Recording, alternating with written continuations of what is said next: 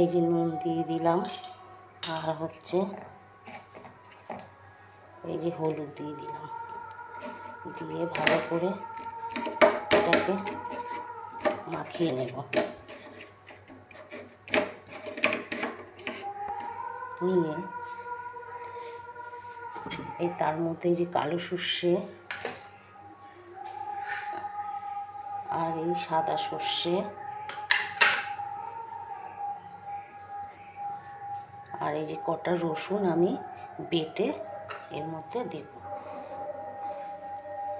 এই যে সাদা সর্ষে, কালো সর্ষে, রসুন বাটা আমি দিয়ে দিলাম।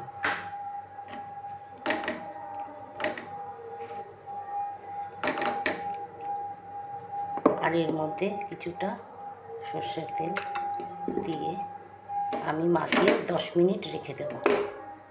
এটা মাখিয়ে আমি 10 মিনিট রেখে দেবো।